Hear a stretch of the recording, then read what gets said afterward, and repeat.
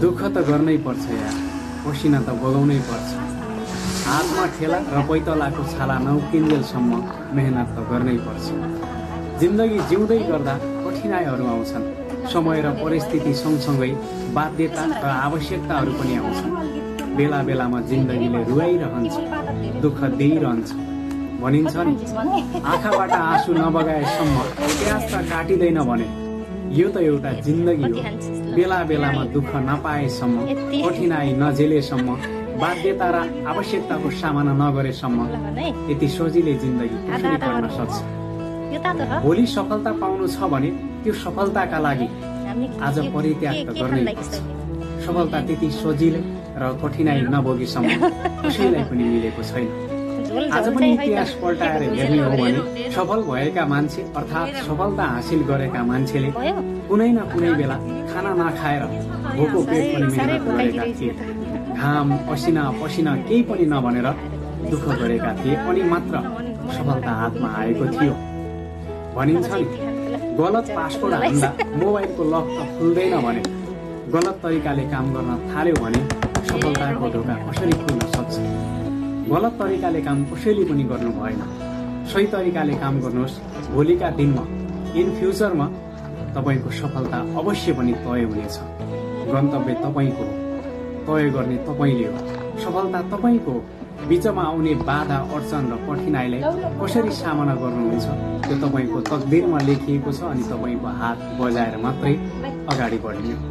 यस्तै मोटिभेसन भिडियोको लागि मलाई फलो गर्न नबिर्सिनु होला र डिमोटिभेट भएका साथीहरूलाई मोटिभेट गर्नका लागि मैले युट्युब च्यानल पनि खोलेको छु। बेला बेलामा भन्दै आएको छु, जे स्क्वायर इन्स्पायर प्रोफाइलको पनि भिडियो लिङ्क पनि राखिदिएको छु।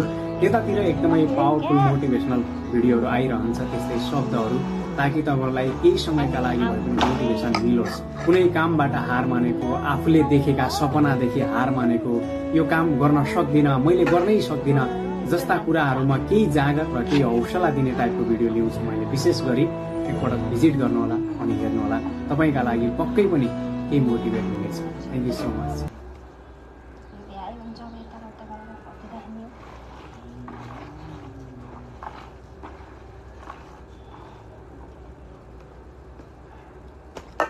सबै खाएमा त जोड साह्रो यसरी खानुपर्छ क्या। खाएपछि यस्तो यस्तो यस्तै खानुपर्छ। ठिक्क भएछ भाइ। लौजा सबैसँग मोल्ने ल खै उठाउँ के?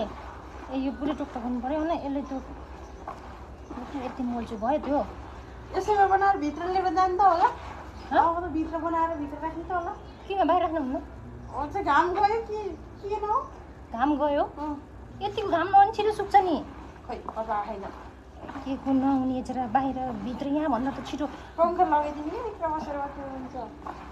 अनि यता घाम गइसक्यो त के होला? ल अब झ्याम झ्याम नाच्ने त यसो गरेर यसरी खाने। बिहेतिर आउनु पर्यो भाइ, पर्छ मलाई मान्न पर्छ। मान्न पर्छ भनेपछि मान्छेलाई केही भन्नु परेन। हामी चाहिँ यो केही कुरा आएको बुझ्नुभयो हजुरले? यो चाहिँ हामीले तितौरा पनि भन्दो रहेछ नि। अनि हामीले चाहिँ यो मस्यौरा यत्र यत्र राख्ने मस्यौरा। अहिले मस्यौरा राखेर फेरि देखाउँछु ल। राख्नु पर्यो।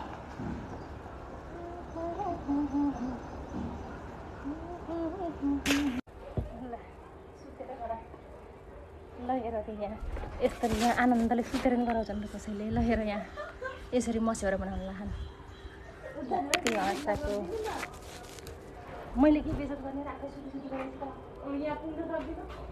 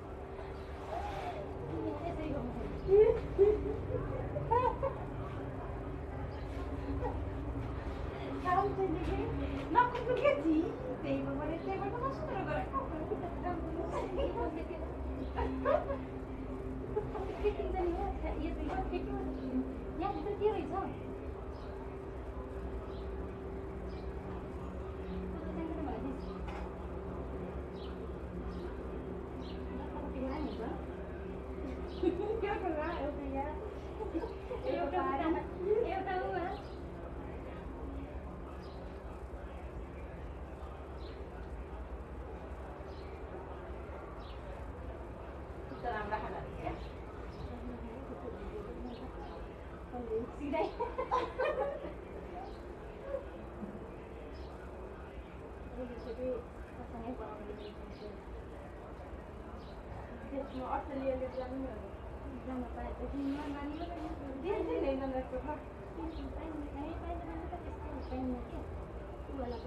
होइन अस्ट्रेलियाले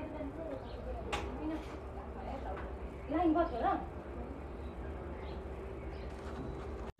ल हाम्रो मस्यौरा यस्तो भयो यता यति बनायो यता यति बनायो यो हो अब मजाले सुकाएर यसलाई पकाएर खाने पनि यस्तो मिठो हुन्छ कि सारा मिठो हुन्छ हो कि न मेरुस